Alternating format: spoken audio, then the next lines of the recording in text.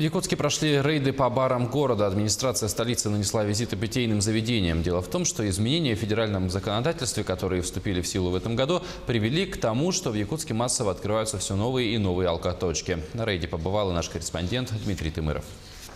Кто здесь осуществляет предпринимательскую деятельность? А уголка потребителя нету здесь? Ясно.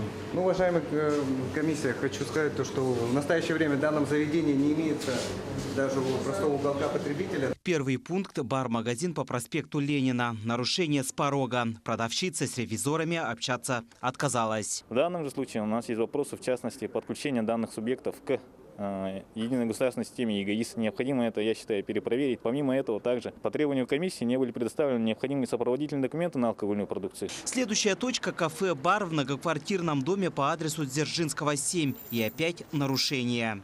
Ну, сразу видно на лицо, что имеется нарушение в части того, что у нас имеется один вход вообще в это заведение. Данная организация является общепитом, осуществляет продажу пивных напитков, также имеются холодные закуски.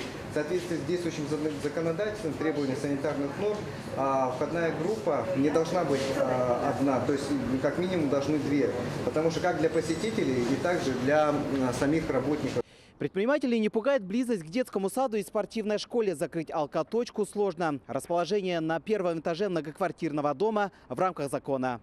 Изменения в нормативных актах, отмечают члены комиссии, привели к буму. Питейные заведения открываются сплошь и рядом. С января 2018 года в 171 федеральный закон вступили изменения в части того, что в пунктах общественного питания, которые располагаются в жилых домах, вновь эти объекты вновь могут реализовывать алкогольную продукцию. Лазейкой пользуются предприимчивые граждане. Жители Якутска это заметили. Жалоб в надзорные органы стало в разы больше. Практически ежедневно материалы проверки, заявления по факту нарушения тишины и покоя в ночное время.